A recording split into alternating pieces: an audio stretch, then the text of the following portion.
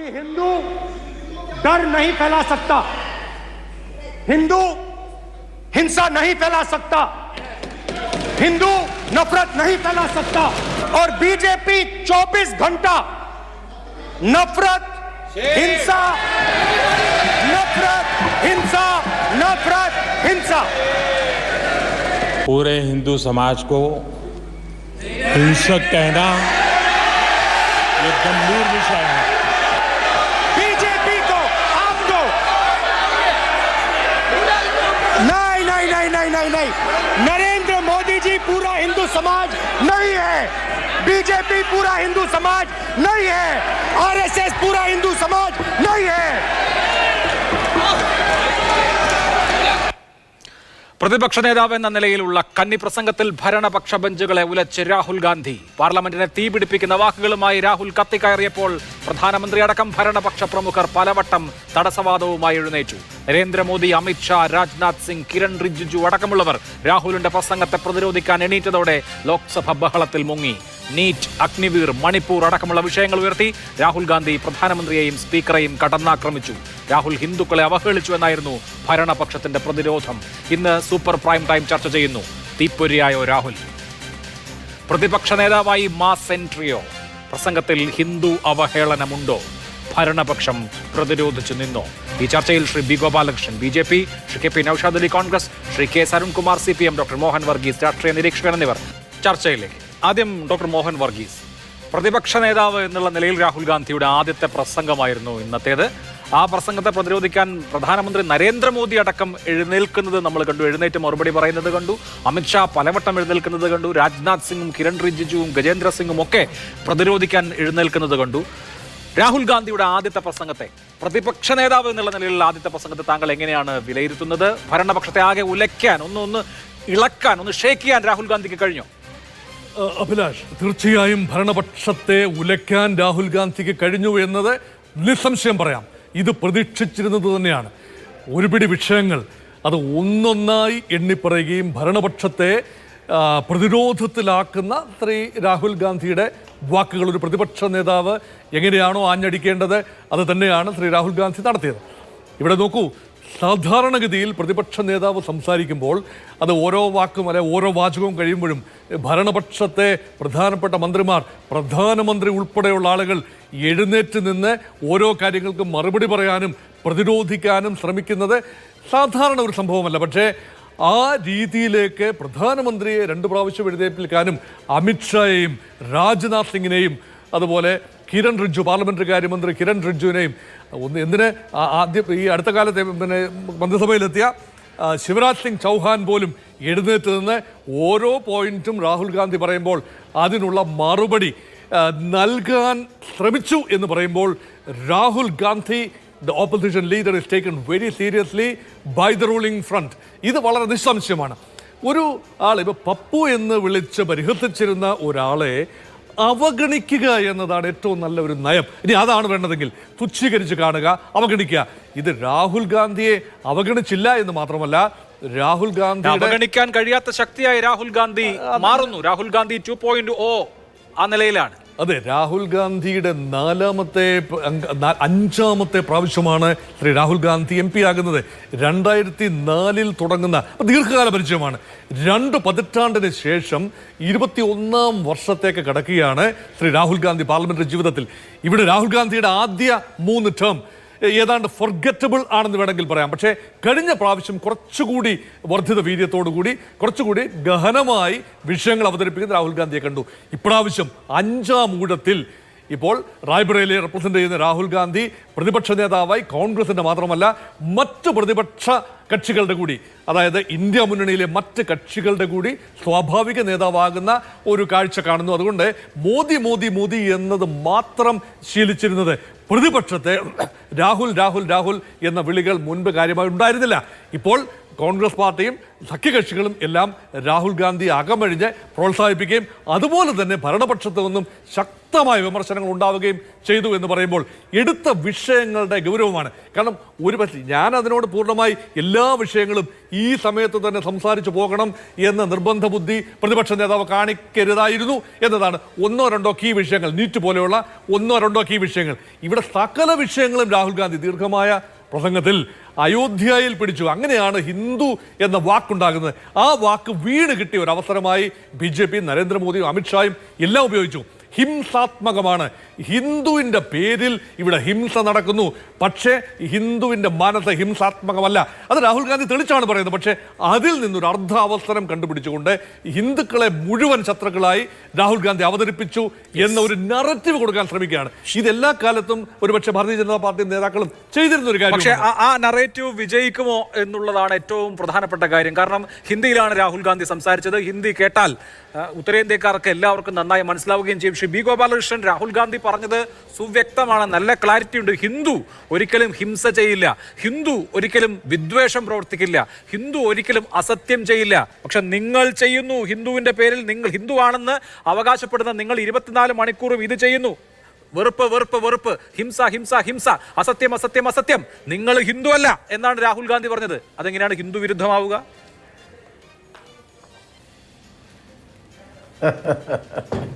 ഞാൻ ആദ്യം താങ്കളുടെ ഇൻട്രോയിൽ ആദ്യത്തെ ചോദ്യം ഭരണപക്ഷത്തെ ഉലച്ചോ എന്നാണ്. രാഹുൽ ഗാന്ധിയുടെ പ്രസംഗം ഭരണപക്ഷത്തെ ഉലച്ചില്ലെന്ന് മാത്രമല്ല, രാഹുൽ ഗാന്ധിയുടെ തലയിലേക്ക് സ്വയം അടിച്ച ഉലക്കയായി ഇന്നത്തെ അദ്ദേഹത്തിൻ്റെ പ്രസംഗം മാറി എന്നുള്ളതിൻ്റെ ഏറ്റവും വലിയ തെളിവാണ് പാർലമെൻറ്റിലില്ലാത്ത പ്രിയങ്കയ്ക്ക് അതിൻ്റെ ക്ലാരിഫിക്കേഷനുമായിട്ട് രംഗത്ത് വരേണ്ടി വന്നത്. അദ്ദേഹത്തിൻ്റെ ഭാഷ ഹിന്ദിയാണല്ലോ. ആ ഹിന്ദി ഭാഷയിൽ പറയുമ്പോൾ അത് കൃത്യമായി മനസ്സിലാവും എന്നാണ് ഇവിടെ താങ്കൾ സൂചിപ്പിച്ചത്. അദ്ദേഹം എന്താ പറഞ്ഞത്? ജോ അപ്പനെ ആപ്കോ ബോൽത്താ ഹിന്ദു ഹിന്ദു ഹിന്ദു ഹിംസ ഹിംസ ഹിംസ എന്ന് പറഞ്ഞാൽ എന്താ അർത്ഥം? ഹിന്ദുവെന്ന് പറയുന്നവർ, ആ ഹിന്ദുവെന്ന് ആരാണോ പറയുന്നത് അവർ ഹിംസ നടത്തുന്നവരാണ്. അല്ല, those who call themselves ആ പ്രസംഗം നമ്മുടെ കയ്യിലുണ്ട്. വേണമെങ്കിൽ കേൾപ്പിക്കാം. വളരെ വ്യക്തമായിട്ടാണ് രാഹുൽ ഗാന്ധി പറയുന്നത്. ഹിന്ദു ഹിംസ ചെയ്യില്ല, ഹിന്ദു നഫ്രത്ത് ചെയ്യില്ല, ഹിന്ദു അസത്യം ചെയ്യില്ല. പക്ഷെ ഹിന്ദു ആണെന്ന് 24 മണിക്കൂറും പറയുന്ന ആളുകൾ ഇത് ചെയ്യുന്നു എന്ന് പറഞ്ഞാൽ നിങ്ങൾ ചെയ്യുന്നു. രാഹുൽ ഗാന്ധി തന്നെ പ്രധാനമന്ത്രിയോട് തന്നെ പറഞ്ഞിട്ടുണ്ടല്ലോ, ഞാൻ നിങ്ങളെ കുറിച്ചാണ് പറഞ്ഞത്, ആപ്കോ BJPക്കോ. എത്ര തവണ രാഹുൽ ഗാന്ധി അത് വിശദീകരിച്ചു. ഇത് കേൾക്കുന്ന ആളുകൾക്ക് ആർക്കാണ് ഒരു ക്ലാരിറ്റി ഇല്ലായ്മ ഉണ്ടാവുക? എല്ലാവർക്കും സുവ്യക്തമല്ലേ ശ്രീ ബി ഗോപാലകൃഷ്ണൻ? അങ്ങനെ വളച്ചൊടിക്കാൻ പറ്റുന്ന ഒരു കാര്യമാണോ അത്? അതെ, അത് നിങ്ങളിപ്പോൾ ഇടപെടല്ല. ഞാനൊന്ന് പറഞ്ഞ് തീർന്നിട്ടൊക്കെ ഇടപെട്ടോളൂ. അത് ബഹുമാനപ്പെട്ട പ്രധാനമന്ത്രി എഴുന്നേറ്റ് ഒന്ന് ചോദിച്ചു, those who call themself Hindu. അദ്ദേഹത്തിൻ്റെ വരി ഇതാണ്. നിങ്ങളത് വെറുതെ മാറ്റിമറിക്കാൻ നോക്കിയിട്ട് കാര്യമില്ല. ജോ അപ്പനെ ആപ് കോ ഹിന്ദു ബോൽത്താ ഹിംസ ഹിംസ ഹിംസ. ഈ വരിയിലൊരു മാറ്റവും ഇല്ലല്ലോ. അത് കഴിഞ്ഞപ്പോൾ ബഹുമാനപ്പെട്ട പ്രധാനമന്ത്രി പറഞ്ഞു, ഹിന്ദു സമൂഹത്തെ മുഴുവനും നിങ്ങൾ അക്രമകാരികളാണെന്ന് പറയുകയാണോ എന്ന് ബഹുമാനപ്പെട്ട പ്രധാനമന്ത്രി പറഞ്ഞപ്പോഴാണ് തലയിൽ ഒലക്ക കൊണ്ട് ഞാൻ അടിച്ചല്ലോ എന്ന് രാഹുൽ ഗാന്ധിക്ക് ബോധ്യമായത്. അപ്പോൾ അദ്ദേഹം പറഞ്ഞു, ദാ ഞാൻ നിങ്ങളെയാണ് പറയുന്നത്. അപ്പം ഞാനൊരു കാര്യം ചോദിക്കുക, ഇവിടുത്തെ കോൺഗ്രസ്സുകാർ മുഴുവൻ ഹിന്ദുക്കളും BJPക്കാരാണെന്ന് നിങ്ങൾ സമ്മതിച്ചോ? അതായത് ആരാണോ ഹിന്ദു എന്ന് പറയുന്നത് അവർ ഹിംസ ചെയ്യുന്നു. അങ്ങനെയാണെങ്കിൽ ഞാൻ തിരിച്ചു ചോദിക്കട്ടെ, അങ്ങനെയാണെങ്കിൽ ഇതല്ലേ രാഹുൽ ഗാന്ധി പറഞ്ഞത്? നിങ്ങളല്ല ഹിന്ദു സമൂഹം, BJP അല്ല ഹിന്ദു സമൂഹം, നരേന്ദ്രമോദി അല്ല ഹിന്ദു സമൂഹം. അപ്പൊ നരേന്ദ്രമോദിയെ പറഞ്ഞാൽ ഹിന്ദു സമൂഹത്തെ പറഞ്ഞു എന്ന് പറയണ്ടെന്നല്ലേ പറഞ്ഞത്? അപ്പൊ അതാണല്ലോ പറയുന്നത്. ഹിന്ദു എന്ന് ആരാണോ പറയുന്നത് അവർ ഹിംസ നടത്തുന്നവരാണ് എന്ന് പറഞ്ഞ വരിയിൽ ഒരു മാറ്റവുമില്ല. ഹിന്ദു എന്ന് പറയുന്നവരാരാണോ അവർ ഹിംസ നടത്തുന്നവരാണ് എന്നാണല്ലോ പറഞ്ഞത്. അതല്ലാതെ ഹിന്ദു എന്ന് പറയുന്നവർ ഹിംസ നടത്താത്തവരാണ് എന്നല്ലല്ലോ പറഞ്ഞത്. അങ്ങനെ അല്ല ശ്രീ എന്നാണോ ഗോപാലകൃഷ്ണൻ. പറഞ്ഞത്? താങ്കൾ പറയുകയാണെങ്കിൽ നേരെ തിരിച്ചായത്. ഹിന്ദു ഹേയ്, ഹിംസ ഞാൻ ചെയ്യില്ല, കേൾക്കട്ടെ, വരി ഇതാണോ? ഹിന്ദു വെറുപ്പ് ചെയ്യില്ല. പക്ഷേ ഹിന്ദുവാണെന്ന് ക്ലെയിം ചെയ്യുന്നവർ, ഹിന്ദുവാണെന്ന് അവകാശപ്പെടുന്നവർ, ഹിന്ദുവാണെന്ന് പറയുന്നവർ, ഹിന്ദു ഇതൊന്നും ചെയ്യില്ല. പക്ഷെ ഹിന്ദുവാണെന്ന് പറയുന്ന നിങ്ങൾ BJP ഇത് ചെയ്യുന്നു, 24 മണിക്കൂറും ചെയ്യുന്നു. അങ്ങനെയുള്ള നിങ്ങൾ ഹിന്ദു അല്ല എന്നാണ് പറഞ്ഞത്. ഞാന് രാഹുൽ ഗാന്ധിയുടെ പ്രസംഗം നിങ്ങൾ വേണമെങ്കിൽ ഇപ്പൊ ജനങ്ങളെ കേൾപ്പിച്ചോളൂ. ജനങ്ങൾ കേട്ടു. അത് പറഞ്ഞ വരി അതിനകത്തുണ്ടോ ഇല്ലയോ എനിക്കത് അതിന്റെ മലയാളമല്ലേ ശ്രീ ഗോപാലകൃഷ്ണൻ ഞാൻ പറഞ്ഞത്? ജോ ആപ്പിനെ ഞാൻ ഹിന്ദുവാണെന്ന് പറയുന്നവർ, എന്റെ കയ്യില് അദ്ദേഹത്തിന്റെ ഞാനൊന്ന് പറയട്ടെ. നിങ്ങൾ എന്തിനായി കിടന്ന് ചാടിത്തുള്ളണേ? ഞാനൊന്ന് പറയട്ടെ. എനിക്ക് നല്ല ബോധം ഉള്ളത് കൊണ്ടാണല്ലോ താങ്കൾ ചോദിക്കാൻ ഉത്തരം പറയുന്നത്. ഞാൻ ആ വരിയാണ് താങ്കളോട് പറയുന്നത്. താങ്കൾ ആ വരി രാഹുൽ ഗാന്ധി പറഞ്ഞിട്ടുണ്ടോ ഇല്ലയോ? ഇല്ലെങ്കിൽ നിങ്ങൾ ഇല്ല എന്ന് ഈ നാട്ടിലെ ജനങ്ങൾ പ്രേക്ഷകർ കേൾക്കാൻ പറഞ്ഞോളൂ. ജോ അപ്പിനെ ആപ്കോ ഹിന്ദു ബോൽത്താ, ഹിംസ ഹിംസ ഹിംസ, നഫറത്ത് നഫറത്ത് നഫറത്ത്, ഈ വരി ഇത്രയും രാഹുൽ ഗാന്ധി പറഞ്ഞോ ഇല്ലയോ? ഒരു സെക്കൻഡ് ശ്രീ ഗോപാലകൃഷ്ണൻ, നമ്മൾ ആദ്യം കേൾപ്പിച്ച ഇനി അഥവാ കേൾക്കാൻ ബുദ്ധിമുട്ടുള്ള അല്ലെങ്കിൽ ആദ്യം കേട്ടപ്പോ ശ്രദ്ധിക്കാത്ത ആരെങ്കിലും ഒന്നുകൂടി കേട്ടോട്ടെ. ആദ്യം കേട്ടപ്പോ അത് അത്ര കാഷ്വൽ ആയിട്ട് അത്ര ശ്രദ്ധിക്കാതിരുന്ന ആളുകളുടെ ഒന്നുകൂടി കേട്ടോ, ഒന്നുകൂടി അത് കേൾപ്പിക്കൂ. हिंदू വേണ്ട, डर नहीं फैला सकता, हिंदू हिंसा नहीं फैला सकता, हिंदू नफरत नहीं फैला सकता. और बीजेपी 24 घंटा കണ്ടോ കേട്ടോ കേട്ടോ, हिंसा ഹിന്ദു ഇതൊന്നും ചെയ്യില്ല, ഹിന്ദു ഹിംസ ചെയ്യില്ല, ഹിന്ദു വിദ്വേഷം ചെയ്യില്ല. BJP 24 ഘണ്ട 24 മണിക്കൂർ നിങ്ങളാണിത് പറയുന്നത്. BJP എന്ന് വളരെ വ്യക്തമായിട്ട് പറഞ്ഞിട്ട് നരേന്ദ്രമോദി ഇടപെട്ടതിന് ശേഷം അല്ല. രാഹുൽ മറ്റേ അഭിലാഷ്, ഈ ചർച്ചയിൽ ഞാൻ തുടരണമെങ്കിൽ സത്യസന്ധമായിട്ട് നിങ്ങൾ അവതരണം നടത്തണം. അല്ല, സത്യസന്ധമായിട്ട് അവതരിപ്പിക്കുന്നുണ്ടല്ലേ ഞാൻ ഇടപെടുന്നത്. രാഹുൽ ഗാന്ധി ഇതല്ലേ ശ്രീ ഗോപാലകൃഷ്ണൻ പറഞ്ഞത്? നമുക്കത് ഞാൻ അദ്ദേഹം പറഞ്ഞ വാചകങ്ങളല്ലേ കേൾപ്പിച്ചത്. അങ്ങേക്കെതിരെ അഭിപ്രായം ഉണ്ടോ? എതിരഭിപ്രായം ഉണ്ട്, എന്നെ പറയാൻ നിങ്ങൾ ശരി, ആ എതിരഭിപ്രായം പറയൂ, അത് കേൾക്കാം. ഞാൻ സംസാരിക്കാം. ഇല്ല, ഞാൻ നിർത്താം. അല്ല, പറഞ്ഞോളൂ. ഞാൻ ചോദിച്ചത് നിങ്ങള് രാഹുൽ ഗാന്ധിയുടെ പ്രസംഗത്തിലെ ഒരു ഭാഗം മാത്രം നിങ്ങൾ ഇതിനകത്ത് ഇടരുത്. രാഹുൽ ഗാന്ധിയുടെ പ്രസംഗത്തിലെ ആദ്യത്തെ വരി, എൻ്റെ പൊന്നു ചങ്ങാതി, ഈ എല്ലാ വീഡിയോയിലും വന്നിട്ടുണ്ട്. താങ്കൾക്ക് ഞാനിപ്പോൾ അങ്ങോട്ട് ഷെയർ ചെയ്തു തരാം. രാഹുൽ ഗാന്ധിയുടെ പ്രസംഗം, അതിൻ്റെ മലയാള പരിഭാഷ അടക്കം അത് വെട്ടി ആളുകളിങ്ങനെ അത് സോഷ്യൽ മീഡിയയിൽ പ്രചരിപ്പിച്ചുകൊണ്ടേയിരിക്കുകയാണ്. ആ വരിയാണ് ഞാൻ പറഞ്ഞത്. ജോ അപ്പനെ ആപ്കോ बोलता हिंदू बोलता, जो अपने आप को हिंदू बोलता, हिंसा हिंसा हिंसा, नफरत नफरत नफरत. ഇത്രയും ഭാഗം രാഹുൽ ഗാന്ധി പറഞ്ഞോ ഇല്ലയോ? ധൈര്യമുണ്ടെങ്കിൽ താങ്കൾ ആ ഭാഗം കാണിക്കുക.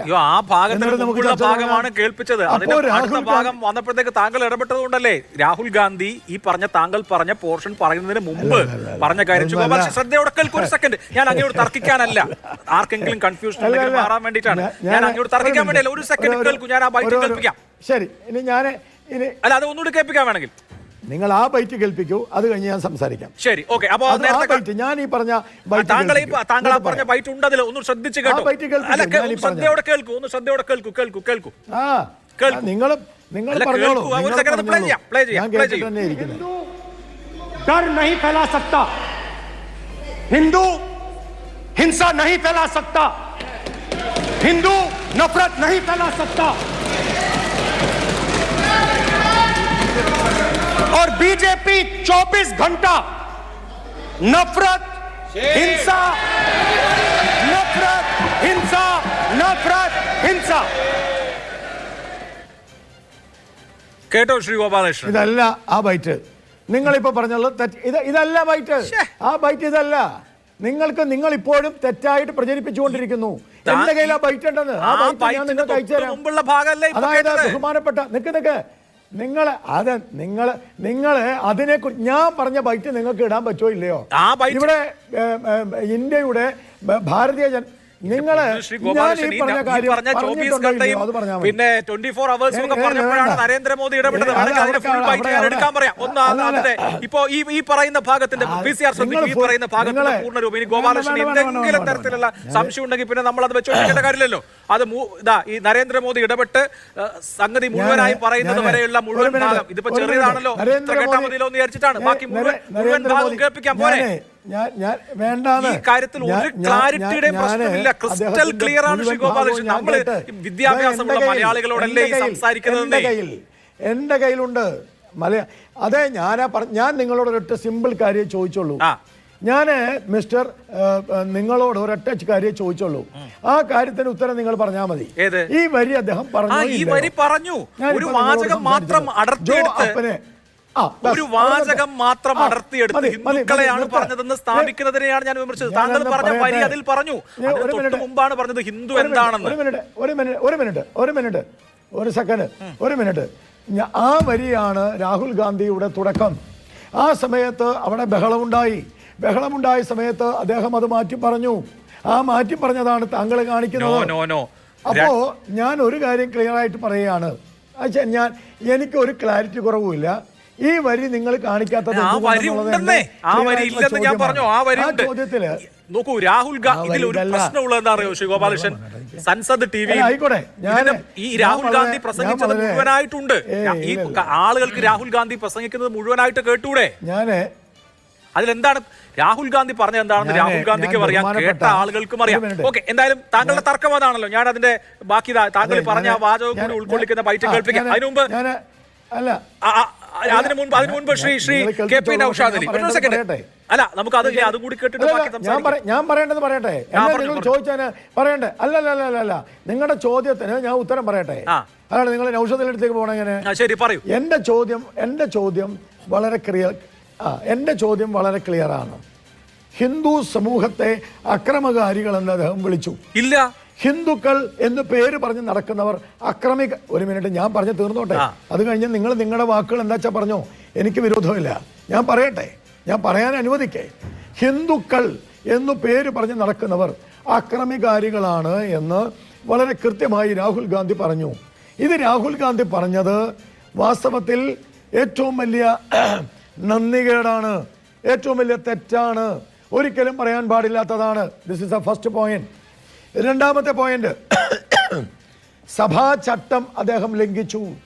ഒരു പ്രതിപക്ഷ നേതാവ് 10 വർഷത്തിന് ശേഷം ഇന്ത്യയിൽ വരുന്ന ഒരു പ്രതിപക്ഷ നേതാവ് എന്ന നിലയിൽ ഒരു പക്വമതിയായ ഒരു പ്രതിപക്ഷ നേതാവിൻ്റെ ഒരു ശബ്ദമായിരുന്നു ഈ പാർലമെന്റിൽ ഉണ്ടാവേണ്ടിയിരുന്നത്.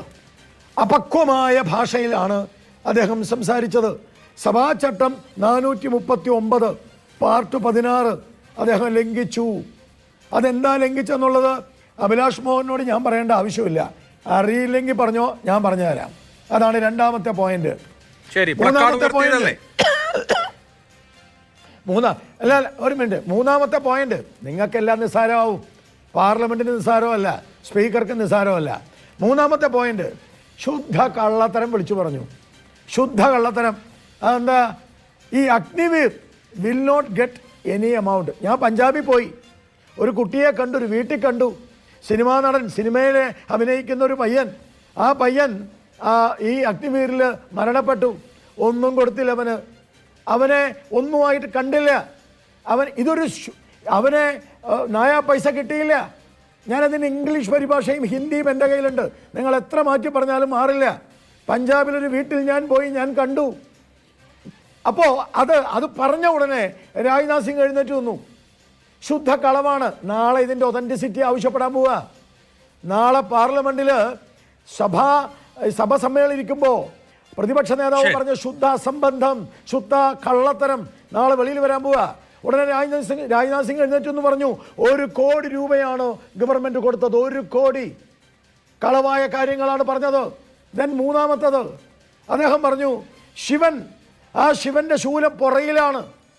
എന്താ, ശിവന് പുറഞ്ഞൊറിയാൻ വേണ്ടിയാണോ പുറയിൽ വെച്ചതെന്ന് എനിക്കറിയില്ല. ശിവന്റെ ശൂലം പുറയിലാണ്. ശിവന്റെ അഭയമുദ്രയാണ് ഞങ്ങളുടെ രാഷ്ട്രീയ ചിഹ്നം. ഇതൊരു പ്രതിപക്ഷ നേതാവ് ശിവന്റെ അഭയചിഹ്നമാണ് ഞങ്ങളുടെ മറ്റേ ചിഹ്നമെന്ന് ഇന്ത്യൻ പാർലമെന്റിൽ പറയുക എന്ന് പറഞ്ഞാൽ അർത്ഥം എന്താ? സ്വന്തം ഒരു മതത്തെ ഇത്രയും കാലം മതത്തെ എതിർത്ത, മതത്തെ രാഷ്ട്രീയമായി ബന്ധപ്പെടുത്തരുതെന്ന് പറഞ്ഞവര്, മതവുമായി ബന്ധമില്ലെന്ന് പറഞ്ഞവര്, മതേതരത്വം പറഞ്ഞവര്, അവര് പറയാണ് ശിവന്റെ അഭയമുദ്രയാണ് ഞങ്ങളുടെ ചിഹ്നം. ശ്രീ ഗോപാൽ, രാമനെ കുറിച്ചാണ് അടുത്തത് പറയുന്നത്. രാമൻ ജനിച്ചിട്ടില്ല.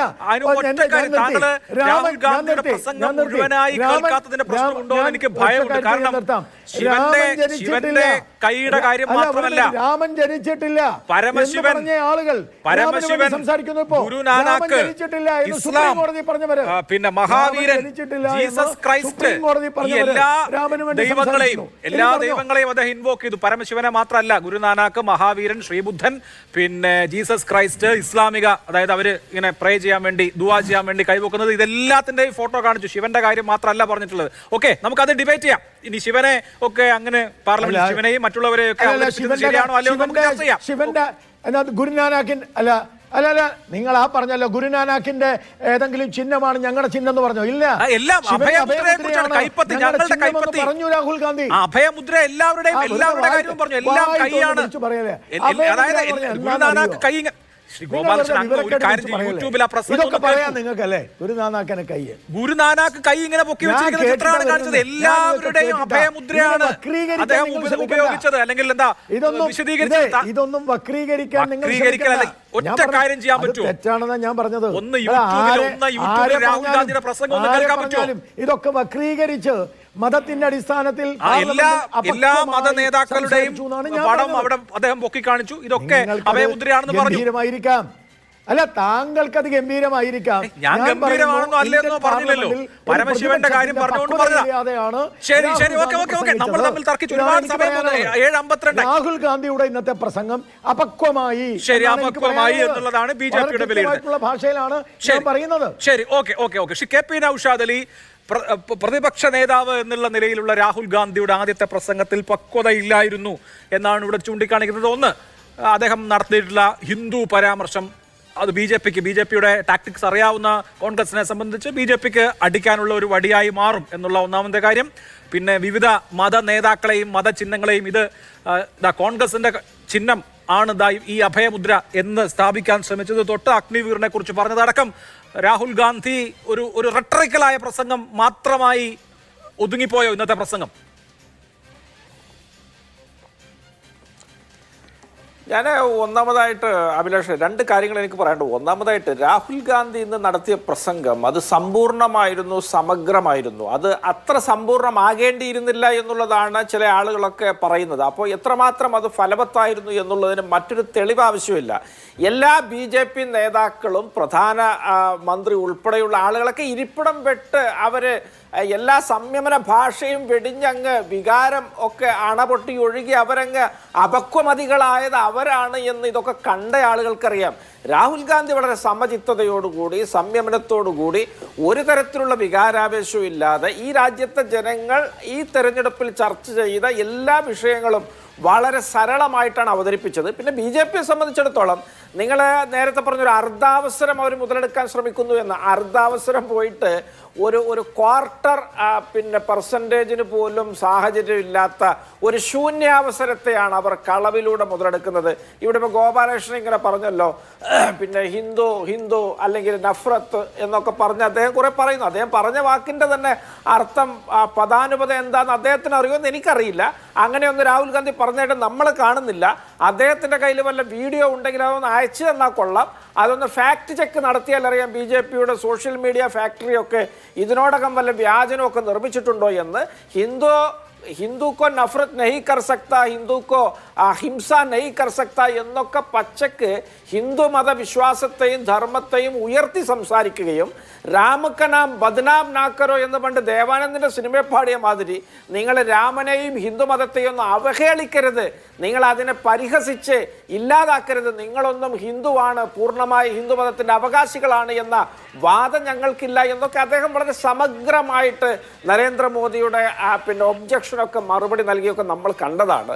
പിന്നെ അഭിലാഷൻ, ഞാൻ ഒരു കാര്യം ഇതിനകത്ത് വളരെ പ്രസക്തമായിട്ട് പറയാൻ ആഗ്രഹിക്കുന്നത്, 1950കളിലും ഒരു റായ്ബറേലിയിൽ ഒരു MP ഉണ്ടായിരുന്നു, ഫിറോസ് ഗാന്ധി എന്ന അദ്ദേഹത്തിൻ്റെ പേര്. 58-ൽ അദ്ദേഹം LIC ഓഹരി പർച്ചേസ് ചെയ്തതിലെ ക്രമക്കേടുമായി ബന്ധപ്പെട്ട് പാർലമെന്റിൽ വലിയ ഒച്ചപ്പാടുണ്ടാക്കി. ട്രഷറി ബെഞ്ച് അംഗമാണ് ഫിറോസ് ഗാന്ധി. അന്ന് ജവഹർലാൽ നെഹ്റു ജസ്റ്റിസ് ചഗ്ലയെ അന്വേഷിക്കാൻ ഏൽപ്പിച്ചു. 21 ദിവസം കൊണ്ട് ജസ്റ്റിസ് ചഗ്ല അന്വേഷിച്ചു. ഇവിടുത്തെ ഹരിദാസ് മുന്ദ്ര എന്ന അക്കാലത്തെ ഏറ്റവും വലിയ ഓഹരി രംഗത്തെ വിദഗ്ധനും ശതകോടീശ്വരൻ എന്ന് ഇന്ന് വിശേഷിപ്പിക്കുന്ന തരത്തിൽ അന്ന് വലിപ്പം ഉണ്ടായിരുന്ന ആളെ ഡൽഹി ക്ലാരിഡ്ജ് ഹോട്ടലിൽ വെച്ചിട്ടാണ് അറസ്റ്റ് ചെയ്ത് പോലീസ് കൊണ്ടുപോയത്. അന്ന് ഇന്ത്യയുടെ ധനകാര്യമന്ത്രി TT കൃഷ്ണമാചാരി രാജിവെക്കുകയുണ്ടായി. അങ്ങനെയുള്ള ഉത്കൃഷ്ടമായ ജനാധിപത്യ മാതൃക ഈ രാജ്യം ആദ്യ ചുവടുകൾ വെച്ച ബാലാരിഷ്ടതയുടെ നാളുകളിൽ പ്രകടിപ്പിച്ചൊരു രാജ്യം, അതിന്ന് 70-75 വർഷം പിന്നിട്ട് ഇവിടെ എത്തി നിൽക്കുമ്പോൾ നിങ്ങൾക്കൊന്ന് ഊഹിക്കാൻ പറ്റുമോ? ട്രഷറി ബെഞ്ചിൽ നിന്ന് ആരെങ്കിലും ഭരണപക്ഷത്തെ പ്രതിക്കൂട്ടിലാക്കുന്ന ഒരു വാചകം പറയോ? അതിൻ്റെ പേരിൽ ഒരു ജഡ്ജിയെ അന്വേഷിക്കാൻ ചുമതലപ്പെടുത്തുവോ? ആ ജഡ്ജിക്ക് നിഷ്പക്ഷമായി അന്വേഷിക്കാനുള്ള ധൈര്യം ഇന്നത്തെ ഇന്ത്യയിലുണ്ടോ? അത് കണ്ടിട്ടൊരു നിർമ്മല സീതാരാമൻ രാജിവെക്കുമോ? അഭിലാഷ, ഇതൊക്കെ നമ്മുടെ ജനാധിപത്യത്തിന്റെ ഉദാത്ത മൂല്യങ്ങൾ, അതിന്റെ പാരമ്പര്യത്തേക്ക് പ്രകാശവർഷങ്ങളുടെ അകലേക്ക് കൊണ്ടുപോയി അധപ്പതിച്ച ഒരു കൂട്ടരാണ് ഇവര്. 140ഓളം MP-മാരെ കൂട്ടത്തോടെ സസ്പെൻഡ് ചെയ്ത് എല്ലാ ബില്ലുകളും മിനിറ്റുകളുടെ ചർച്ച കൊണ്ട് പാസാക്കി നമ്മുടെ ജനാധിപത്യത്തെ അറുകൊല ചെയ്തതിന്റെ പാപക്കറയും രക്തക്കറയുമാണ് ഓം ബിർളയുടെയും നരേന്ദ്രമോദിയുടെയും അമിത്ഷായുടെയൊക്കെ കയ്യിൽ പുരണ്ടിട്ടുള്ളത്. ഇന്ന് ഒരു ഉജ്ജ്വല പ്രതിപക്ഷം ഈ രാജ്യത്തുണ്ട്. അവരതിന്റെ പടയോട്ടം തുടങ്ങിക്കഴിഞ്ഞു. ഇവർക്ക് മുട്ടുവിറക്കും, ഇവർക്ക് നാവ് ശബ്ദിക്കാൻ പറ്റാത്തവണ്ണം ഉലഞ്ഞു പോകും. അങ്ങനെ ഒരുപാട് കാഴ്ചകൾ നമ്മൾ കാണാനിരിക്കുന്നുള്ള അഭിലാഷ്. രാഹുൽ ഗാന്ധിയുടെ നേതൃത്വത്തിലുള്ള ഒരു അശ്വമേധമാണ് ഇവിടെ തുടങ്ങി വെച്ചത്. എതിർക്കാൻ ആരുണ്ട് എന്ന വെല്ലുവിളിയാണ് മുഴങ്ങുന്നത്. ജനാധിപത്യപരമായി എതിർക്കാൻ, അല്ലാത്ത ഹിംസാത്മകതയുടെ ഭാഷയല്ല. തീർച്ചയായിട്ടും നമുക്ക് കാത്തിരുന്ന് കാണാം അഭിലാഷ്. ശരി, ഓക്കെ. ശ്രീ അരുൺകുമാർ, എന്തു തോന്നുന്നു? ഇത് വരാൻ പോകുന്ന ഒരു വലിയ സിനിമയുടെ ട്രെയിലറാണോ? രാഹുൽ ഗാന്ധി ഇന്ന് മാസ് റോളിലായിരുന്നു, ആഞ്ഞടിച്ചു. അതിൽ BJPക്ക് പല ഒബ്ജക്ഷൻസ് ഉണ്ട്. പ്രധാനമന്ത്രി തന്നെ 2 വട്ടം എഴുന്നേറ്റ് അദ്ദേഹത്തിന്റെ ഒബ്ജക്ഷൻ പറയുന്നത് നമ്മൾ കേട്ടു. അഭൂതപൂർവമാണ്. അമിത്ഷാ പലവട്ടം എഴുന്നേൽക്കുന്നത് നമ്മൾ കണ്ടു. രാഹുൽ ഗാന്ധി ഒരു വലിയ ബ്ലോക്ക് ബസ്റ്ററിന് അതിന്റെ ആദ്യത്തെ തുടക്കമിട്ടിരിക്കുകയാണോ? മിസ്റ്റർ അഭിലാഷ്, കഴിഞ്ഞ 10 വർഷമായി നമ്മുടെ രാജ്യത്ത് പ്രതിപക്ഷ നേതാവ് ഉണ്ടായിരുന്നില്ല. അതുകൊണ്ട് തന്നെ പ്രതിപക്ഷത്തിന്റെ പ്രവർത്തനത്തെ ഏകോപിപ്പിച്ച് കൊണ്ടുപോകാനുള്ള സാഹചര്യവും ഉണ്ടായിരുന്നില്ല. എല്ലാ സാഹചര്യങ്ങളിലും ഏകപക്ഷീയമായിട്ടുള്ള ഒരു ഇടപെടലാണ് ഇന്ത്യൻ പാർലമെന്റിൽ നമ്മൾ കണ്ടത്.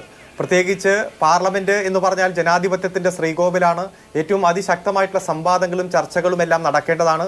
പ്രത്യേകിച്ച് രാജ്യത്തെ ബാധിക്കുന്ന തരത്തിലുള്ള നിയമനിർമ്മാണങ്ങൾ നടക്കുമ്പോൾ അത് ഏറ്റവും സംവാദാത്മകമായിട്ട് മാറ്റി അത് സബ്ജക്റ്റ് കമ്മിറ്റിക്കെല്ലാം വിട്ട് വീണ്ടും അത് ചർച്ചയ്ക്ക് വിധേയമാക്കുന്ന സാഹചര്യമെല്ലാമാണ് നമ്മൾ നിയമനിർമ്മാണ പ്രക്രിയയിൽ കാണാറ്. പക്ഷെ കഴിഞ്ഞ 10 വർഷം വളരെ ഏകപക്ഷീയമായി തന്നെ അത്തരത്തിൽ നിരവധി സാഹചര്യങ്ങൾ നമ്മൾ കണ്ടു. ഇന്നത്തെ ദിവസത്തിനൊരു പ്രത്യേകതയുണ്ടല്ലോ. ഇന്ന് ജൂലൈ മാസം 1-ാം തീയതി IPCയും CRPCയും എവിഡൻസ് ആക്ടും റീപ്ലേസ് ചെയ്ത് 3 പുതിയ നിയമങ്ങൾ നടപ്പാക്കിയ ദിവസമാണ്. ആ നിയമം ഇന്ത്യയുടെ പാർലമെന്റിൽ പാസ്സാക്കുമ്പോൾ പോലും 147 MP-മാരെ സസ്പെൻഡ് ചെയ്ത് നിർത്തുകയാണ് ചെയ്തത്. ഒരക്ഷരം പോലും ചർച്ചയുടെ ഭാഗമായി MP-മാർക്ക് അവതരിപ്പിക്കാനുള്ള അവസരം നിഷേധിക്കപ്പെട്ടിരുന്നു. പ്രത്യേകിച്ച് കാശ്മീരിനെ കീറി മുറിച്ചപ്പോഴടക്കം നമ്മൾ കണ്ടു, പോക്കറ്റിൽ നിന്ന് ഒരു കഷ്ണം പേപ്പർ മാത്രം പുറത്തെടുത്ത് ഒറ്റ വരിയിൽ ഒരു നിയമം പാസ്സാക്കുന്നതും ബില്ല് അവതരിപ്പിക്കുന്നതുമെല്ലാം നമ്മൾ കണ്ടതാണ്. അത്തരത്തിൽ ഏകപക്ഷീയമായിട്ടുള്ള നിരവധി സാഹചര്യങ്ങൾ ഉണ്ടായപ്പോൾ അതിനെതിരെ അതിശക്തമായി 28 രാഷ്ട്രീയ പാർട്ടികളാണ് ഇന്ത്യ മുന്നണി എന്ന ബ്ലോക്കിന് രൂപം കൊടുക്കുകയും ഈ തെരഞ്ഞെടുപ്പ് അത്തരത്തിലൊരു പോരാട്ടമായി മാറ്റുകയും ചെയ്തത്. ഏതായാലും ഏകപക്ഷീയമായി ഇനി മുന്നോട്ട് പോകാൻ NDAക്ക് കഴിയില്ല എന്ന് വിളിച്ചോതുന്ന തരത്തിലുള്ള ഒരു നല്ല പ്രസംഗം തന്നെയാണ് ബഹുമാനപ്പെട്ട പ്രതിപക്ഷ നേതാവിന്റെ ഭാഗത്തുനിന്ന് ഉണ്ടായത്. തെരഞ്ഞെടുപ്പ് കൈകാര്യം ചെയ്ത ഏറ്റവും പ്രധാനപ്പെട്ട വിഷയങ്ങളെല്ലാം ഈ പ്രസംഗത്തിന്റെ ഭാഗമായി ഉൾക്കൊണ്ടിട്ടുണ്ട്.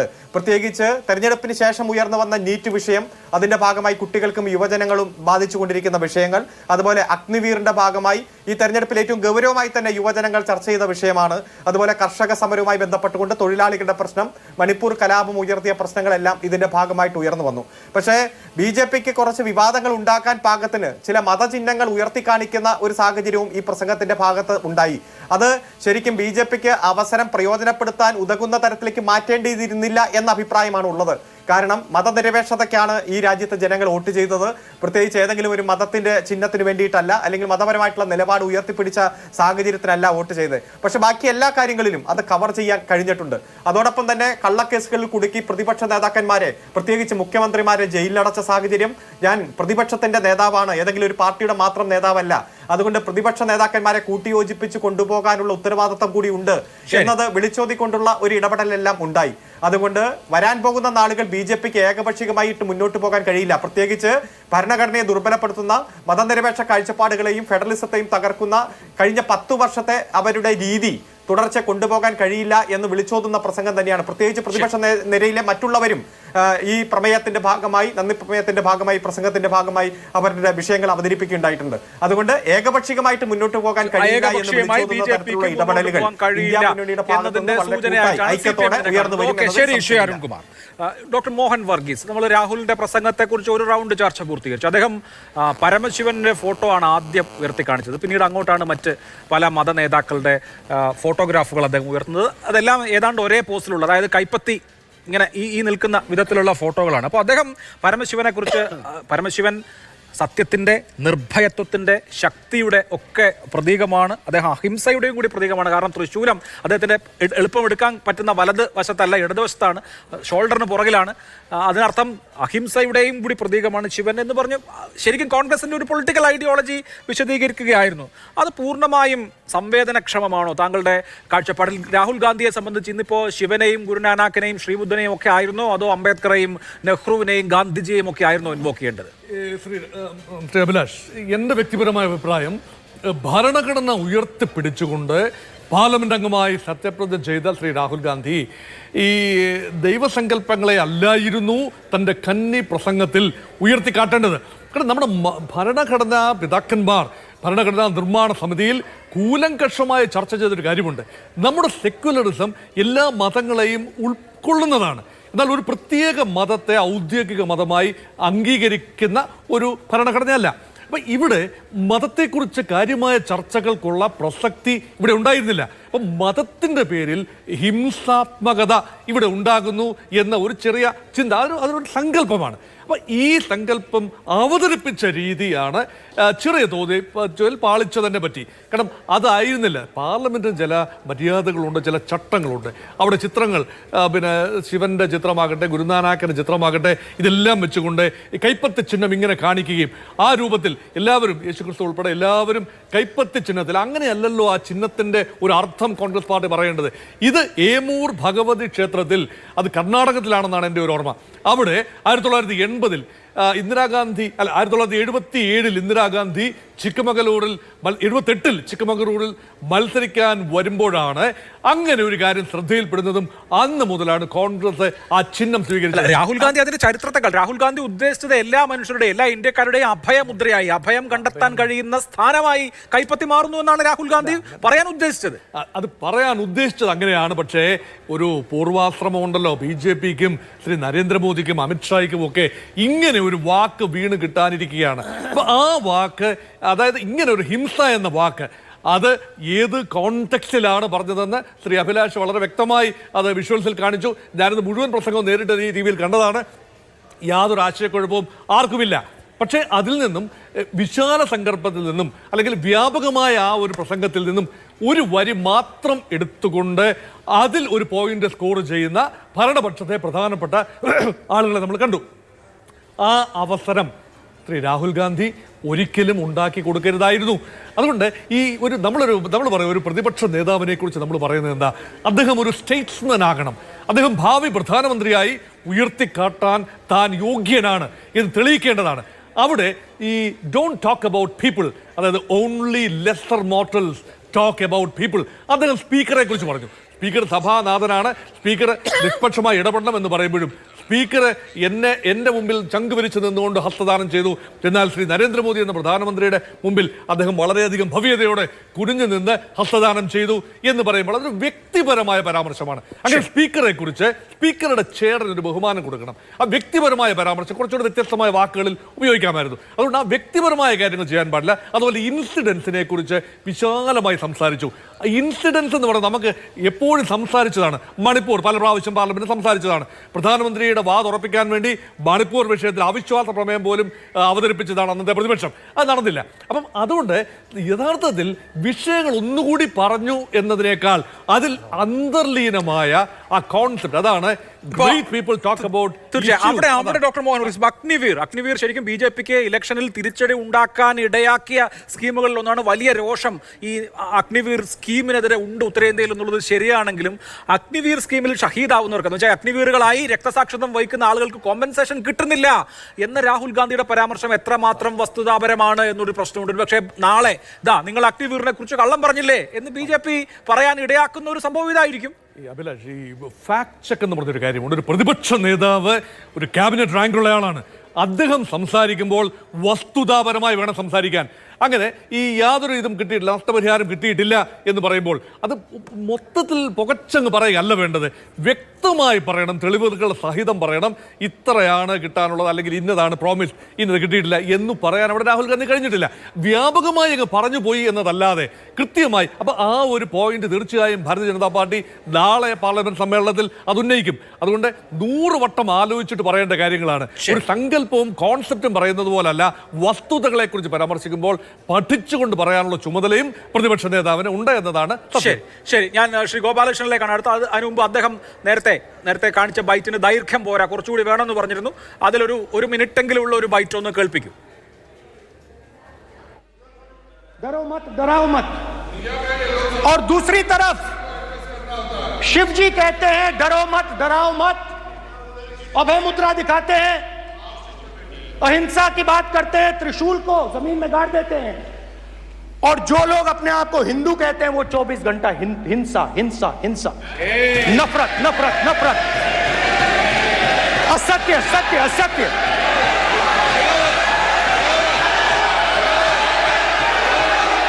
आप हिंदू हो ही नहीं।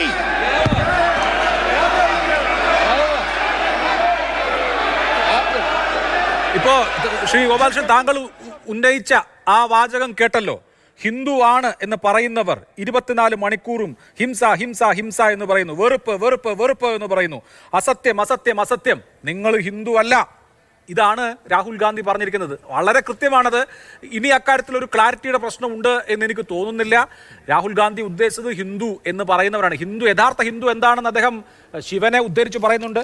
ശിവൻ എങ്ങനെയാണ് എന്ന് പറയുന്നുണ്ട്. ശിവൻ നിർഭയത്വത്തിന്റെ പ്രതീകമാണ്, ശക്തിയുടെ പ്രതീകമാണ്, സത്യത്തിന്റെ പ്രതീകമാണ്, അഹിംസയുടെ പ്രതീകമാണ്, ധൈര്യത്തിന്റെ പ്രതീകമാണ്. പ്ലസ് അദ്ദേഹത്തിന്റെ തൃശൂലം യഥാർത്ഥത്തിൽ സൂചിപ്പിക്കുന്നത്, തൃശൂലത്തിന്റെ പ്ലേസ്മെന്റ് സൂചിപ്പിക്കുന്നത് അഹിംസയാണ് എന്ന് രാഹുൽ ഗാന്ധി പറയുന്നു. ശിവന്റെ ചിത്രം കാണിക്കുന്നു, എന്താണ് ശിവസങ്കല്പം എന്ന് വിശദീകരിക്കുന്നു. എന്നിട്ട് ഹിന്ദു എന്ന് പറയുന്ന നിങ്ങൾ എന്താണ് ചെയ്യുന്നത് എന്ന് പറയുന്നു. എനിക്ക് തോന്നുന്നു ഇപ്പൊ താങ്കൾ അത് കേട്ടപ്പോൾ താങ്കൾക്കും ബോധ്യമായിട്ടുണ്ട് എന്നുള്ളതാണ്.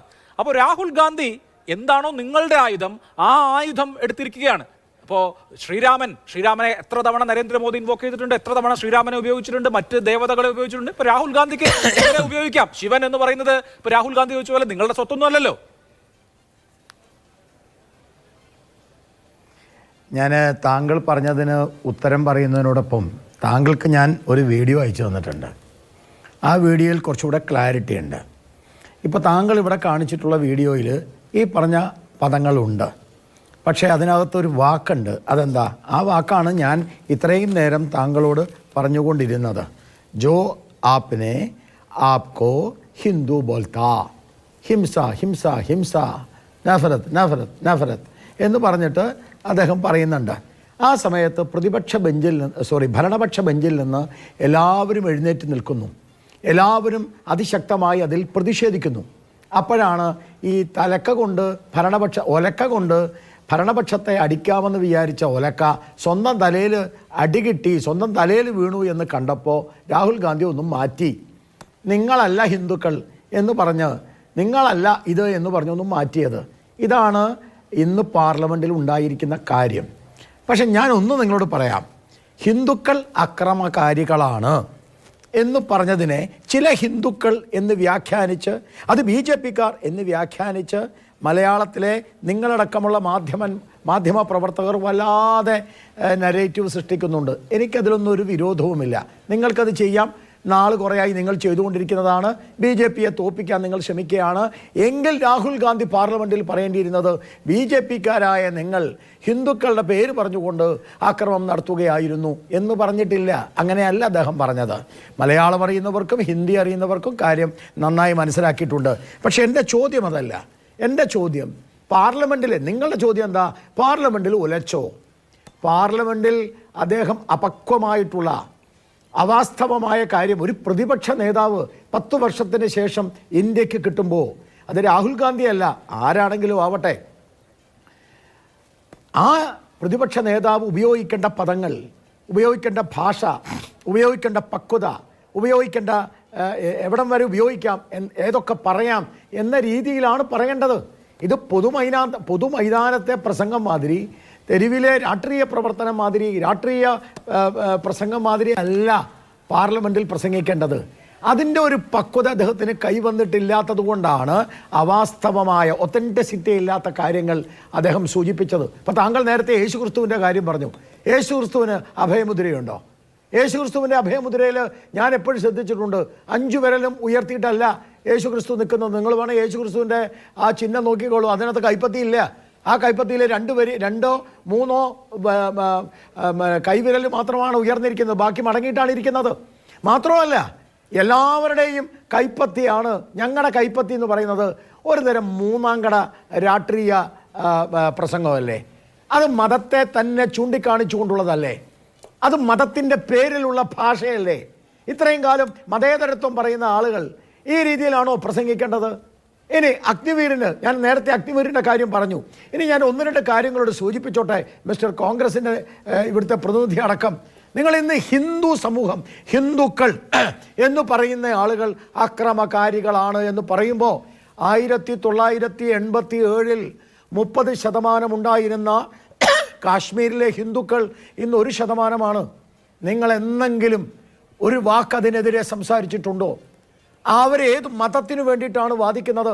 അവർ പാകിസ്ഥാന് വേണ്ടി വാദിക്കുന്ന, ഈ മതരാഷ്ട്രമുണ്ടാക്കാൻ വേണ്ടി വാദിക്കുന്നവർക്കെതിരായി നിന്നുകൊണ്ട് നിങ്ങളുടെ മതം അക്രമകാരികളുടെ മതമാണ് എന്ന് പറഞ്ഞാൽ, ഇവിടെ കോൺഗ്രസിൻ്റെ പ്രതിനിധിയായിരിക്കുന്ന നൗഷദ് അലി, ആ കോൺഗ്രസിൻ്റെ പ്രതിനിധിയായിരിക്കുന്ന ആ നൗഷദ് അലിക്ക് അത് അംഗീകരിക്കാൻ പറ്റുമോ? നിങ്ങളുടെ മതം അക്രമകാരികളുടെ മതമാണ് എന്ന് പറഞ്ഞാൽ മിസ്റ്റർ കോൺഗ്രസ് വക്താവെ നിങ്ങൾ അംഗീകരിക്കുമോ? അംഗീകരിക്കാൻ നിങ്ങൾക്ക് പറ്റില്ല. ഇവിടെ അക്രമകാരികളായിട്ട് മതത്തിൻ്റെ പേരിൽ ആളുകളെ കൊന്നൊടുക്കുന്ന ആളുകളില്ലേ? എന്തേ ബാക്കി എല്ലാവരുടെയും കാര്യം പറഞ്ഞപ്പോൾ മുസ്ലിം മതത്തെ ഒഴിവാക്കി വിട്ടത്? എന്തേ പശ്ചിമ ബംഗാളിൽ ശരീഅത്ത് നിയമത്തിൻ്റെ പേരിൽ നിയമം കൊണ്ടുവരാൻ TMC തീരുമാനിച്ചപ്പോൾ എന്തേ നിങ്ങൾ ഒരക്ഷരം പോലും ഇന്നും പാർലമെൻറ്റിലോ വെളിയിലോ നിങ്ങൾ മിണ്ടാത്തത്? നിങ്ങൾ കത്വയിലെ ഒരു വിഷയത്തെ, കാശ്മീരിലെ കത്വയിൽ നടന്ന ഒരു പെൺകുട്ടിയുടെ വിഷയം നിങ്ങൾ രാജ്യവ്യാപകമായിട്ട് മാധ്യമങ്ങളും കോൺഗ്രസും പ്രചരിപ്പിച്ചില്ലേ? രാജ്യത്ത്, രാജസ്ഥാനിലും ഈ ഇന്ത്യയിലെ, ഈ കേരളത്തിലടക്കം എത്രയോ അങ്ങനത്തെ സംഭവങ്ങൾ. എന്താ നിങ്ങൾ മിണ്ടാതിരിക്കുന്നത്? പാർലമെന്റിൽ മിണ്ടാതിരിക്കുന്നത്? ഒരു ഭാഗത്ത് ഹിന്ദു വിരുദ്ധരാണെങ്കിൽ, ഹിന്ദുവിനെ കൊല്ലുകയാണെങ്കിൽ, ഹിംസ നടത്തുന്നവരെ നിങ്ങൾ താലോലിക്കുകയും ഹിന്ദു സമൂഹത്തെ ഇല്ലാതാക്കാൻ ശ്രമിക്കുകയും ചെയ്യുന്നതിൻ്റെ നിരന്തരമായ, ഇത്രയും കാലം രാമൻ അയോധ്യയിൽ ജനിച്ചിട്ടില്ല എന്ന് സുപ്രീം കോടതി പറഞ്ഞ ഇതേ കോൺഗ്രസിൻ്റെ രാഹുൽ ഗാന്ധിയുമാണ് ഇപ്പം രാമൻ്റെ പേര് പറയുന്നത്. നാളെ ശിവൻ്റെ പേര് പറയാനാണ്. പറഞ്ഞോട്ടെ, എനിക്കതിൽ വിരോധമില്ല. എൻ്റെ പോയിന്റ് സത്യസന്ധമായ കാര്യം പറയണം. വാസ്തവത്തിൽ പ്രതിപക്ഷ നേതാവെന്ന നിലയിൽ അദ്ദേഹം താങ്കൾ പറഞ്ഞതുപോലെ ഗാന്ധിജിയുടെയോ നെഹ്റുവിൻ്റെയോ ഇന്ദിരാഗാന്ധിയുടെയോ രാഹുൽ ഗാന്ധിയുടെയോ പട്ടേലിൻ്റെയോ ഒക്കെ കാര്യം പറഞ്ഞുകൊണ്ട് തുടങ്ങിയിരുന്നെങ്കിൽ ഈ വേദിയിൽ ഞാൻ പറഞ്ഞേനെ, ഒരു പ്രതിപക്ഷ നേതാവിനെ 1 മിനിറ്റ് ഞാനിപ്പോൾ തീർക്കാം, ഒരു പ്രതിപക്ഷ നേതാവിനെ 10 വർഷത്തിന് ശേഷം ഇന്ത്യക്ക് കിട്ടി എന്ന് ഞാൻ പറഞ്ഞേനെ. അത് ഞാൻ പറയാതിരിക്കാൻ കാരണം ഈ കളവ് പറയുന്നത് കൊണ്ടാണ്. ദാ എൻ്റെ കയ്യിലൊരു പുസ്തകമുണ്ട് അഭിലാഷെ, ഞാനൊന്ന് പറഞ്ഞു തീർന്നോട്ടെ. ഈ പുസ്തകത്തിൽ MSPയുടെ മൊത്തം ഡീറ്റെയിൽ ഉണ്ട്. കഴിഞ്ഞ 10 വർഷമായിട്ട് മിനിമം സപ്പോർട്ട് പ്രൈസ് ഇന്ത്യ ചരിത്രത്തിൽ ഏറ്റവും കൂടുതൽ കൊടുത്തത് നരേന്ദ്രമോദി സർക്കാരാണ്.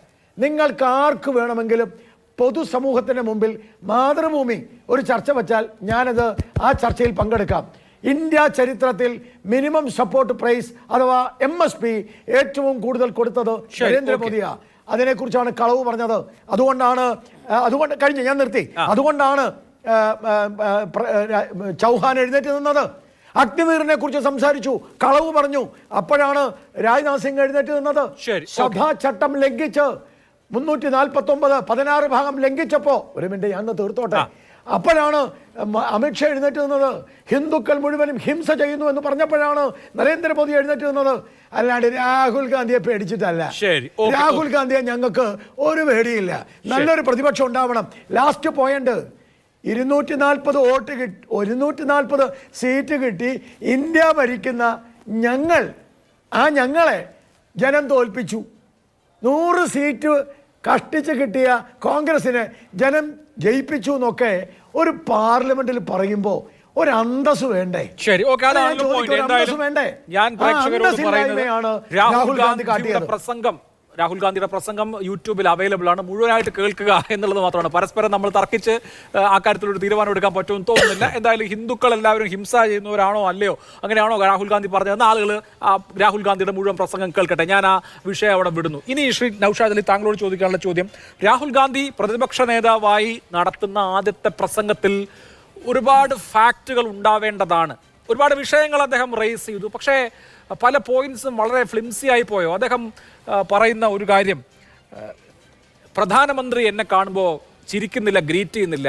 രാജ്നാഥ് സിംഗിന് ആ പ്രശ്നമില്ല. രാജ്നാഥ് സിംഗ് എന്നെ കാണുമ്പോൾ ചിരിക്കുന്നുണ്ട്, പക്ഷെ പ്രധാനമന്ത്രി അടുത്തുള്ളപ്പോൾ അതിന് രാജ്നാഥ് സിംഗിന് പറ്റുന്നില്ല എന്നൊക്കെയാണ്. അപ്പോഴാണ് പ്രധാനമന്ത്രി പറയുന്നത്, ഭരണഘടന എന്നെ പഠിപ്പിച്ചത് പ്രതിപക്ഷ നേതാവ് എന്ന പദവിയെ ഗൗരവത്തോടു കൂടി കാണാനാണ് എന്ന്. അപ്പോൾ ആ നിലയിലൊക്കെ ഒരു പരിഹാസം ഭരണപക്ഷ ബെഞ്ചുകളിൽ നിന്നും ഉണ്ടാവുന്ന വിധത്തിൽ രാഹുൽ ഗാന്ധി സംസാരിക്കണമായിരുന്നു എന്ന പ്രശ്നം. ഇപ്പോൾ ഇവിടെ പറഞ്ഞ അഗ്നിവീറിൻ്റെ കാര്യത്തിൽ രാഹുൽ ഗാന്ധി ഒരു സ്ഥലത്ത് പോയപ്പോൾ അദ്ദേഹത്തോട് ഒരു മരണപ്പെട്ട ജവാന്റെ ബന്ധുക്കൾ പറഞ്ഞ കാര്യമാണ് അദ്ദേഹം പറയുന്നത്. അദ്ദേഹത്തെ സംബന്ധിച്ച് ഈ അഗ്നിവീർ സ്കീമിൽ ഉൾപ്പെട്ട് ആ നിലയിൽ സൈനികരായ ആളുകൾ കൊല്ലപ്പെട്ടാൽ കോമ്പൻസേഷൻ കിട്ടുന്നുണ്ടോ ഇല്ലയോ, അതിൻ്റെ അപര്യാപ്തത എത്രയാണ് തുടങ്ങിയ കാര്യങ്ങൾ കൃത്യമായി ഫാക്ച്വലായി പറയേണ്ടതിന് പകരം അദ്ദേഹം ഒരു ഇൻസിഡൻറ്റ് പറയുമ്പോൾ അതിൽ എത്രമാത്രം കൗണ്ടർ ചെയ്യാൻ കഴിയുന്ന കാര്യങ്ങളുണ്ട് എന്ന് അപ്പുറത്തൊന്നും ആലോചിക്കുക. ഒന്നാമത്തെ വിഷയം, പല വിഷയങ്ങൾ, ഇപ്പോൾ ഈ മിനിമം സപ്പോർട്ട് പ്രൈസിൻ്റെ കാര്യം പറഞ്ഞു, MSPയുടെ കാര്യം രാഹുൽ ഗാന്ധി പറയുമ്പോൾ അവിടെ കൃഷിമന്ത്രി എഴുന്നേൽക്കുന്നു. അപ്പോൾ പ്രതിപക്ഷ ബെഞ്ചിൽ നിന്ന് കിട്ടുന്ന ക്ലാരിഫിക്കേഷൻ വെച്ചിട്ടാണ് അദ്ദേഹം പറയുന്നത്, പിന്നെ അതായത് MSP ഗ്യാരണ്ടി ചെയ്യുന്ന നിയമമില്ല എന്നാണ് ഞാൻ ഉദ്ദേശിച്ചതെന്ന്. അപ്പോൾ ഇങ്ങനെ പോയിന്റുകളൊക്കെ മാറിപ്പോകുന്ന വിധത്തിൽ ആണോ ഇപ്പോഴും രാഹുൽ ഗാന്ധി സംസാരിക്കേണ്ടത്?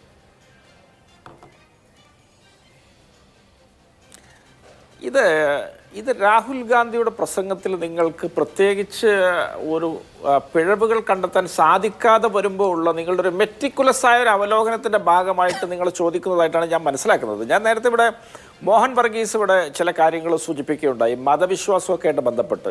ഞങ്ങൾക്ക് ഈ മഹാത്മാഗാന്ധിയുടെ വലിയൊരു ചരിത്രമുള്ളൊരു പാർട്ടിയാണ് കോൺഗ്രസ്. ഞങ്ങൾ ഖിലാഫത്ത് പ്രസ്ഥാനം ഈ രാജ്യത്ത് ആരംഭിച്ച് സ്വാതന്ത്ര്യ സമരത്തിൻ്റെ ഭാഗമാക്കുമ്പോൾ ഞങ്ങളുടെ കൂടെ ഹെഗ്ഡേവാർ നിന്നിട്ടുണ്ട്, പക്ഷേ മുഹമ്മദ് അലി ജിന്ന ഞങ്ങളുടെ കൂടെ നിന്നിട്ടില്ല. ഞങ്ങൾ ഇവിടുത്തെ വൈക്കം സത്യാഗ്രഹത്തിൽ മഹാത്മാഗാന്ധി നേതൃത്വം ഏറ്റെടുത്ത് കടന്നു വരുമ്പോൾ ബാരിസ്റ്റർ ജോൺ ജോസഫിനോട് പറയട്ടെ, അതുപോലെ തന്നെ ഗുരുദ്വാര പ്രബന്ധ കമ്മിറ്റി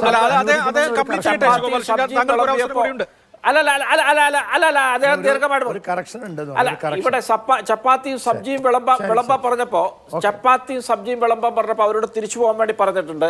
അതുപോലെ തന്നെ TK മാധവന്റെ മകന് മുഹമ്മദ് അലി എന്ന് അന്നത്തെ ACC പ്രസിഡന്റിനോടുള്ള ആരാധന മുൻനിർത്തി പേരിട്ടപ്പോൾ അത് മാറ്റാൻ വേണ്ടി ഗാന്ധി പറഞ്ഞിട്ടുണ്ട്. അപ്പോ അത്തരത്തിലൊക്കെ മതവിശ്വാസത്തെയും ചേർത്ത് നിർത്തി പോകുന്ന ഞങ്ങളുടെ ഒരു സീതാറാമുണ്ട്, ഞങ്ങളുടെ ഹേറാമുണ്ട്, അതും ഇവരുടെ നാഥുറാമും തമ്മിൽ വളരെ വലിയ വ്യത്യാസമുണ്ട്.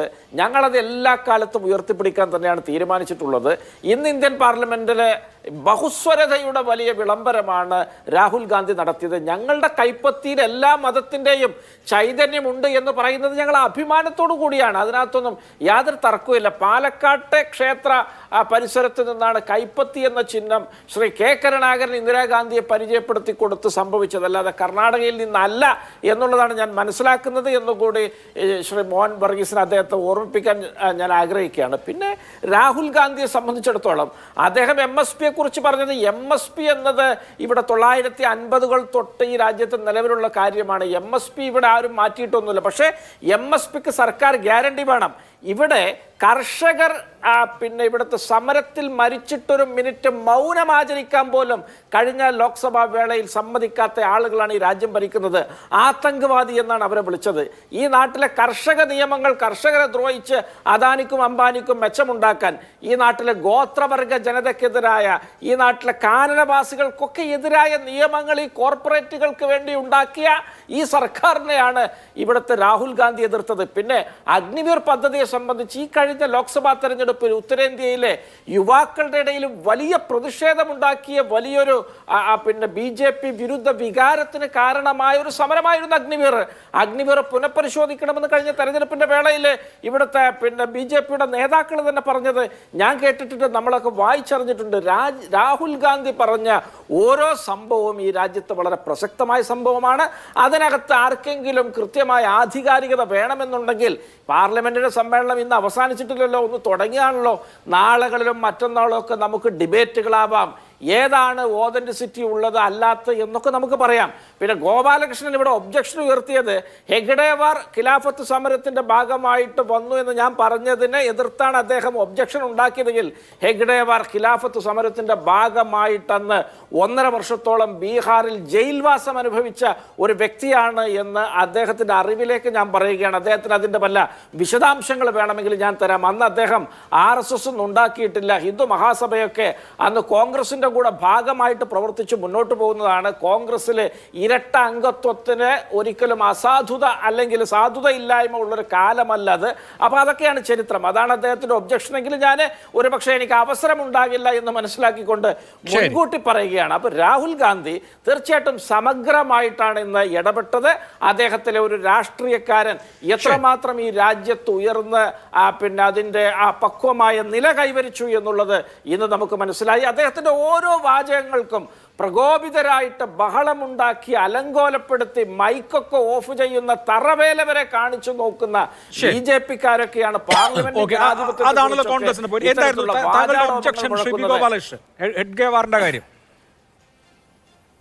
അല്ല, ഞാൻ ഹെഡ്ഗേവാറിൻ്റെ കാര്യത്തിൽ വാസ്തവത്തിൽ ഞാൻ നൗഷദ് അലിയെ അഭിനന്ദിക്കുകയാണ്. കാരണം RSSന്റെ സ്ഥാപകനായിട്ടുള്ള ഹെഡ്ഗേവാർ ഇന്ത്യൻ സ്വാതന്ത്ര്യ സമരത്തിൽ കോൺഗ്രസിൻ്റെ പ്രതിനിധിയായിട്ട് ദീർഘനാളും ജയിലിൽ കടന്നിട്ടുണ്ട്, പ്രവർത്തിച്ചിട്ടുണ്ട്. പക്ഷെ ഞാൻ നിങ്ങളുടെ അടുത്ത് പറഞ്ഞു വന്ന ഒബ്ജക്ഷൻ അതല്ല. അതെന്തായാലും നിങ്ങൾ പ്രത്യേകിച്ച് അഭിലാഷിരിക്കുമ്പോൾ അത് പറഞ്ഞതിനെ ഞാൻ താങ്കളെ അഭിനന്ദിക്കുന്നു.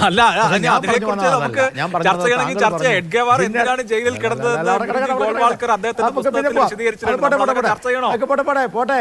പിന്നെ എന്തായാലും നൗഷദ് അലിയെ ഞാൻ നൗഷദ് അലിയെ ഞാൻ അഭിനന്ദിക്കുകയാണ്. അതവിടെ കിടന്നോട്ടെ. രണ്ടാമത്തെ കാര്യം, ഞാൻ പറഞ്ഞു വന്ന ഒബ്ജക്ഷൻ അതല്ല. നൗഷദ് അലി പറഞ്ഞു ജിന്നയുടെ ഭാഗം ചേർന്നിട്ടില്ല. അത് തെറ്റാണ് നൗഷദ് അലി. താങ്കളുടെ ചരിത്ര ബോധത്തിലെ ചെറിയൊരു അബദ്ധമാണ്. കാരണം തിലകന്റെ കൂടെ ജിന്ന ഉണ്ടായിരുന്നു. ബംഗാൾ വിഭജനത്തിനെതിരായിട്ട്